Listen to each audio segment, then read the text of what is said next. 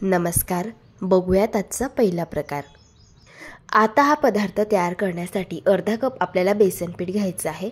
यामध्ये 1 कप तांदळाचं पीठ घालून घ्यायचे, 1 चमचा लाल तिखट घालायचे, पाव चमचा हळदी पावडर घालायची, 1 चमचा धणे पावडर घालायची आणि 1 चमचा भाजून घेतलेल्या जिऱ्याची पावडर घालूया. पाव चमचा हिंग आणि 1 चमचा काळी मिरी पावडर घालूया. अर्धा चमचा ओवा घालायचा आहे आणि पोहे खायचे 2 चमचे पांढरे तीळ घालून घ्यायचे. चवीप्रमाणे मीठ घालायचे. आता यामध्ये पोहे खायचे 2 चमचे कडकडीत गरम करून घेतलेलं बटर घालायचं आहे. बटर घातल्यामुळे मस्त हा पदार्थ क्रिस्पी आणि खुसखुशीत बनतो. बटरऐवजी तूपसुद्धा तुम्ही इथे वापरू शकता. बटर व्यवस्थित पूर्ण पिठाला आता लावून घ्यायचे या पद्धतीने आणि नंतर या पिठाची अशी मूठ करून बघायची. अशी मूठ बांधली गेली तर समजायचं यामध्ये बटरचं प्रमाण अगदी परफेक्ट झालेलं आहे या पिठामध्ये. आता कडकडीत गरम करून घेतलेलं पाणी यामध्ये घालायचे. थोडं थोडं पाणी घालून याचं आपल्याला पीठ हे मळून घ्यायचे. जसं आपण चपातीसाठी पीठ मळून घेतो ना, तसंच आपल्याला हे पीठ असं मळून घ्यायचं आहे. आता या पिठातील अर्धा गोळा घ्यायचा. आता हे पीठ 2 ते 3 मिनिटं मळून घ्यायचे. इथे आपण चकली तयार करत आहोत, तर त्यासाठी पीठ चांगलं मळून घ्यायचं म्हणजे पिठाला चिकटपणा येतो. आता या पिठाचा मी रोल तयार करून घेतलाय. आता आपल्याला चकली तयार करायची आहे, तर त्यासाठी इथे मी साचा घेतलेला आहे आणि साच्याला स्टार शेपची थाळी लावून घेतली आहे. साच्याला तेल लावून ग्रीस करून घ्यायचं आणि तयार करून घेतलेलं हे पीठ आपल्याला साच्यामध्ये भरून घ्यायचं आहे. आता चकली गाळून घेऊया. पाहू शकता चकली गाळताना मस्तसे चकलीला काटे येत आहे. चकली गाळताना अजिबात कुठेही तुटत नाहीये. अगदी परफेक्ट अशी चकली तयार झालेली आहे. चकलीचा शेवटचा वेळा छान चिटकवून घ्यायचा म्हणजे चकली तेलामध्ये घातल्यानंतर सुटत नाही. याच पद्धतीने दुसरी चकलीसुद्धा तयार करून घेऊया. दुसरी चकलीसुद्धा पाहू शकता अगदी परफेक्ट तयार झालेली आहे. दोघंही चकलीला काटे खूप सुंदर आलेले आहे. आता चकली आपण फ्राय करून घेऊया. चकली फ्राय करण्यासाठी तेल कडकडीत गरम करून घ्यायचं आणि चकली अशी उलथाण्यावरती घ्यायची आणि मग तेलामध्ये सोडायची म्हणजे चकली अजिबात तुटत नाही. आता चकली तेलामध्ये घातल्यानंतर गॅसची फ्लेम मीडियम ठेवायची आहे आणि मीडियम फ्लेमवरती चकली क्रिस्पी आणि कुरकुरीत होईपर्यंत फ्राय करून घ्यायची आहे. चकलीची एक साईड फ्राय झाल्यावरती चकली उलटून घ्यायची आणि दुसऱ्या साईडने देखील फ्राय करून घ्यायची. इथे मी या चकल्या फ्राय करून घेतल्या. चकल्या फ्राय झाल्यावरती अशा तेलामध्ये तळाला जाऊन बसतात. यावरनं समजायचं चकल्या छान फ्राय झाल्या. आता चकल्या काढून घेऊया. पाहू शकता मस्त अशा काटेरी चकल्या तयार झालेल्या आहे आणि कुरकुरीत देखील आहेत. याच पद्धतीने तुम्ही देखील या चकल्या तयार करून बघा. चवीला अगदी अप्रतिम लागतात आणि मस्त अशा खुसखुशीत आणि कुरकुरीत चकल्या या तयार होता. नक्कीच एकदा ट्राय करून बघा. प्रकार क्रमांक 2. आता हा पदार्थ तयार करण्यासाठी अर्धा कप आपल्याला दही घ्यायचं आहे. दही इथे आपल्याला फ्रेश वापरायचं आहे. आंबट दही अजिबात वापरायचं नाही. यामध्ये त्याच कपाने अर्धा कप पिठी साखर घालून घ्यायची आहे आणि पाव कप मिल्क पावडर घालायची आहे. मिल्क पावडरमुळे पदार्थाला छान खव्यासारखी टेस्ट येते. पाव कप यामध्ये आपल्याला तेल घालायचं आहे आणि सगळे जिन्नस 2 ते 3 मिनिटं फेटून घ्यायचे आहे. इथे मी हे बॅटर छान स्मूथ होईपर्यंत चांगलं फेटून घेतलेलं आहे. आता यामध्ये 1 चमचा आपल्याला मँगो फ्लेवरचं इमल्शन घालायचं आहे. इमल्शनमध्ये रंग आणि फ्लेवर दोघंही ॲड असतात. छान याला फेटून घ्यायचे.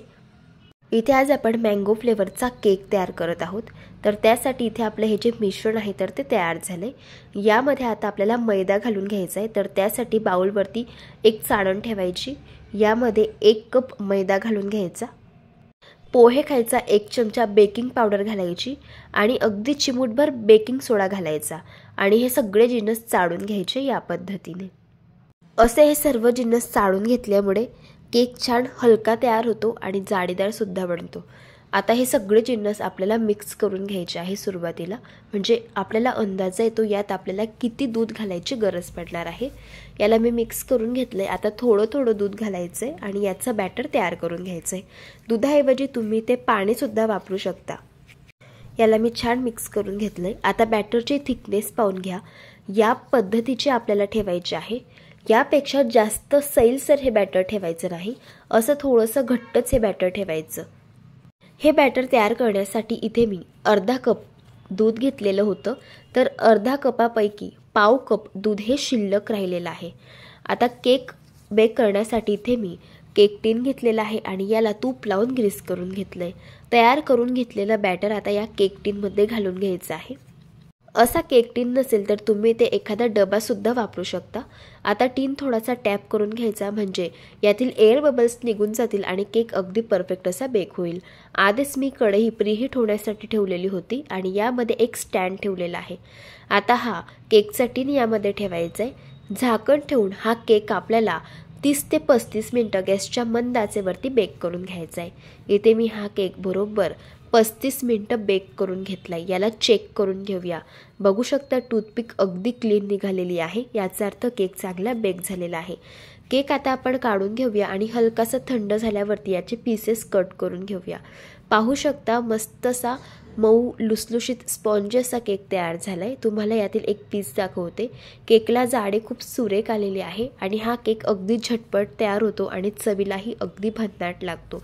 लहान मुलं खूप आवडीने खातील इतका चविष्ट बनतो। प्रकार क्रमांक 3। आता हा पदार्थ तयार करण्यासाठी अर्धा कप साजूक तूप आपल्याला चांगलं गरम करून घ्यायचंय। यामध्ये 1.5 कप मैदा घालायचा आहे। सुरुवातीला 1 कप घातलेला आहे आणि हा अर्धा कप असा 1.5 कप मैदा घालून घेतला। मैदा सुरुवातीला छान या तुपामध्ये मिक्स करून घ्यायचा आहे। आता हा मैदा आपल्याला चांगला भाजून घ्यायचा आहे। मैदा भाजताना त्याला गॅसच्या मंद आचेवरती भाजायचा। जोपर्यंत मैद्यामधून तूप हे पूर्णपणे रिलीज होत नाही तोपर्यंत मैदा हा आपल्याला सतत मिक्स करत भाजून घ्यायचा आहे। जसा जसा हा मैदा भाजला जातो तसं तसं या मैद्याला तूप सुटायला सुरुवात होते आणि अगदी हलका फुलका हा मैदा तयार होतो। साधारण 6 ते 7 मिनिटं आता इथे झाले असतील आणि पाहू शकता मैद्याला तूप सुटलेला आहे आणि याचा छान असा गोळा तयार व्हायला सुरुवात झालेली आहे। जोपर्यंत या मैद्यातून पूर्ण तूप असं वेगळं होत नाही तोपर्यंत छान याला आपल्याला भाजून घ्यायचंय। आता साधारण 15 मिनिटांनंतर तुम्ही पाहू शकता तूप चांगलं इथे आता पूर्ण या मैद्यामधून रिलीज झालेलं आहे आणि हे मिश्रण सैलसर झालेलं आहे आणि हा मैदा भाजण्यासाठी जवळजवळ 27 मिनिटं इथे मला लागलेली आहे। गॅस बंद करायचा आणि मिश्रण गरम असताना लगेच यामध्ये अर्धा कप पिठी साखर घालायची आणि पाव कप यामध्ये मिल्क पावडर घालायची आणि पोहे खायचे 2 चमचे वेलची पावडर घालून याला मिक्स करायचं। इथे मी एक टीन घेतलेला आहे केकचा, याला आधीच बटर पेपर लावून घेतलाय आणि तूप लावून ग्रीस करून घेतलंय। यावरती आपल्याला काजूचे किंवा पिस्त्याचे काप घालून घ्यायचे आहे आणि गरम असतानाच लगेच हे मैद्याचं मिश्रण आपल्याला लगेच या टीनमध्ये घालून घ्यायचं आहे आणि स्पॅच्युलाने छान सेट करून घ्यायचं आहे। आता हा टीन आपण रूम टेम्परेचरवरती 2 तास सेट होण्यासाठी ठेवणार आहोत, म्हणजे इथे आपली बर्फी अगदी परफेक्ट अशी व्यवस्थित सेट होईल। इथे बरोबर 2 तास मी बर्फी सेट करून घेतली। आता बर्फीच्या कळा लूज करून घ्यायच्या या पद्धतीने आणि ही बर्फी आपल्याला आता डिमोल्ड करून घ्यायची आहे। पाहू शकता मस्त अशी इथे आपली ही बर्फी तयार झालेली आहे, अगदी परफेक्ट अशी डिमोल्ड झालेली आहे। यावरचा हा बटर पेपर आता काढून घेऊया आणि बर्फीचे पीसेस कट करून घेऊया। ही बर्फी मैद्याची अगदी झटपट तयार होते आणि चवीलाही अगदी भन्नाट लागते। हवे तसे लहान किंवा मोठे आवडीप्रमाणे तुम्ही या बर्फीचे पीसेस हे कट करून घेऊ शकता। तोंडात टाकताच विरघळेल इतकी चविष्ट ही बर्फी बनते। एकदा जर तुम्ही ही बर्फी बनवली तर नेहमी बनवाल इतकी भारी तयार होते। लहान काय मोठे सुद्धा खूप आवडीने खातील इतकी चविष्ट ही बर्फी तयार झालेली आहे। नक्कीच एकदा ट्राय करून बघा। प्रकार क्रमांक 4। आता हा पदार्थ तयार करण्यासाठी 8 मध्यम आकाराची बटाटी घेतलेली आहे। बटाट्यांची साल काढून घ्यायची आणि अशी पाण्यामध्ये ठेवायची, म्हणजे बटाटी काळी पडत नाही। आता बटाट्याची आपल्याला चिप्स तयार करायचे आहे, तर त्यासाठी चिप्सची इथे मी किसणी घेतलेली आहे आणि या बाउलमध्ये आपल्याला सुरुवातीला पाणी घालायचं आहे आणि त्यामध्येच ही किसणी ठेवायची आणि असे चिप्स आपल्याला तयार करून घ्यायचे आहे, म्हणजे चिप्स हे काळे पडत नाही। चिप्स तयार करून घेतल्यानंतर 3 ते 4 वेळेस चिप्स आपल्याला स्वच्छ पाण्याने धुवून घ्यायचे आहे, म्हणजे या चिप्समधील जे स्टार्च असतं तर ते निघून जातं। आता कढईमध्ये पाणी गरम करून घ्यायचं आणि यामध्ये हे सगळे चिप्स घालून घ्यायचे। गॅसच्या अगदी मंद आचेवरती 3 मिनिटं हे चिप्स आपल्याला फक्त शिजवून घ्यायचे आहे। जास्त ओव्हर कुक करायचे नाही, फक्त 3 मिनिटं असे चिप्स आपल्याला या पाण्यामध्ये फक्त शिजवून घ्यायचे। चिप्स शिजवल्यानंतर यातील पाणी पूर्णपणे नितळून घ्यायचं आणि एका सुती कापडावरती हे चिप्स आपल्याला असे घालून घ्यायचे आहे आणि फक्त पंख्याखाली 10 ते 15 मिनिटं हे चिप्स आपल्याला थोडेसे सुकवून घ्यायचे आहे, म्हणजे या चिप्समधील जे एक्स्ट्राचं पाणी आहे, जे मॉइश्चर आहे तर ते निघून जाईल। इथे आपण सॉल्टी फ्लेवरचे चिप्स तयार करत आहोत, तर त्यासाठी पाव चमचा मीठ घ्यायचं आणि यामध्ये थोडंसं पाणी घालून व्यवस्थित याला मिक्स करून घ्यायचं। 15 मिनिट झालेले आहे। चिप्समधील जे पाण्याचं मॉइश्चर आहे ते बऱ्यापैकी कमी झालेलं आहे। आता हे चिप्स आपल्याला तळून घ्यायचे आहे, तर त्यासाठी तेल चांगलं कडकडीत गरम करून घ्यायचं। आता हे चिप्स तेलामध्ये घालून घेऊया आणि हे चिप्स आपल्याला गॅसच्या मीडियम फ्लेमवरती क्रिस्पी आणि कुरकुरीत होईपर्यंत फ्राय करून घ्यायचे आहे। चिप्स असे आपल्याला सतत मिक्स करत जायचे आहेत आणि फ्राय करायचे आहे, म्हणजे ते एकमेकांना चिटकणार नाही आणि अगदी परफेक्ट असे फ्राय होतील। चिप्स फ्राय करताना एक गोष्ट लक्षात ठेवायची, चिप्स हलकेसे कुरकुरीत जाणवायला लागल्यावरती यामध्ये आपल्याला तयार करून घेतलेलं जे मिठाचं पाणी होतं तर ते घालून घ्यायचं आहे।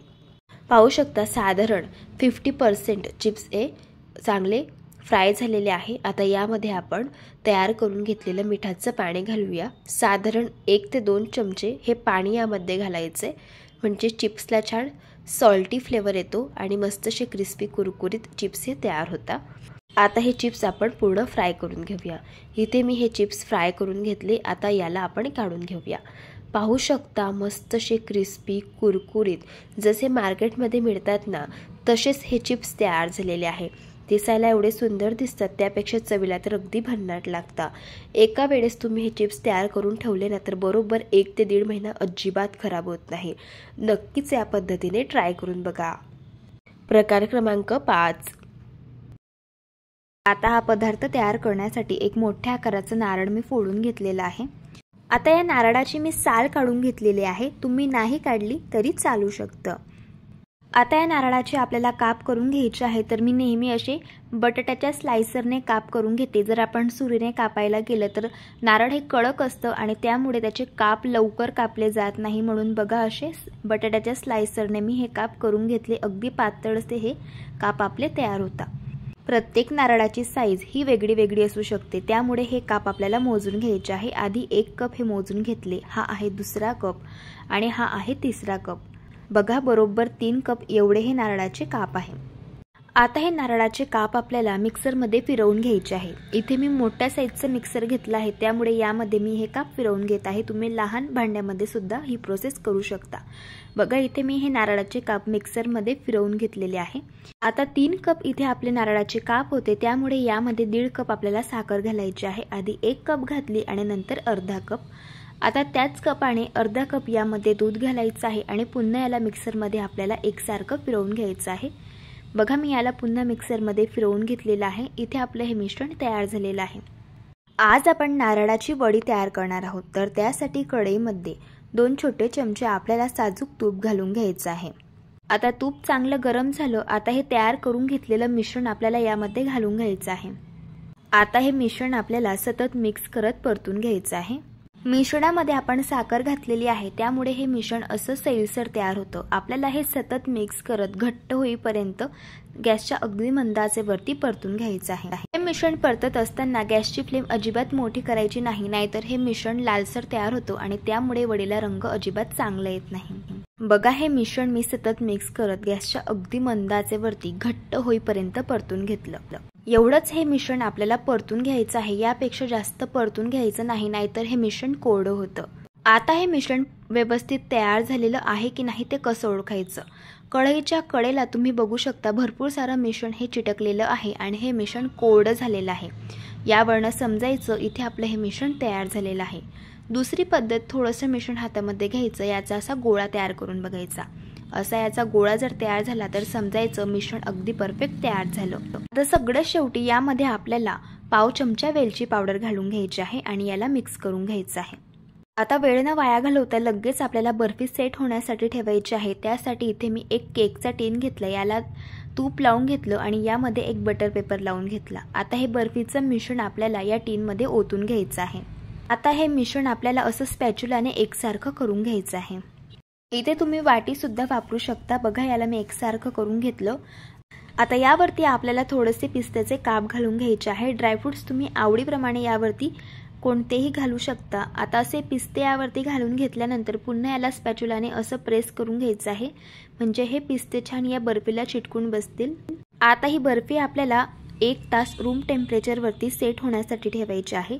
पण या 1 तासातील सुरुवातीच्या 15 मिनिटांनंतर आपल्याला या बर्फीचे काप करून घ्यायचे आहे। बघा इथे 15 मिनिट झालेले आहे आणि ही बर्फी थोडीशी थंड झालेली आहे, पूर्णपणे सेट झालेली नाहीये।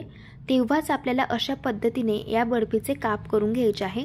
जर ही बर्फी पूर्ण सेट झाली तर इचे व्यवस्थित काप पडत नाहीत, त्यामुळे अशी थोडीशी थंड झाल्यानंतर आपल्याला हिला कट करून घ्यायचे। बघा अशा पद्धतीने। बघा बर्फीचे काप मी करून घेतले। आता ही बर्फी आपल्याला पूर्णपणे सेट होण्यासाठी ठेवून द्यायची आहे। इथे मी बरोबर 1 तास ही बर्फी सेट होण्यासाठी ठेवलेली होती। आता बघा आपली बर्फी छान सेट झालेली आहे। यामध्ये आपण बटर पेपर लावलेला आहे, त्यामुळे अगदी छान अशी बर्फी ही डिमोल्ड झालेली आहे।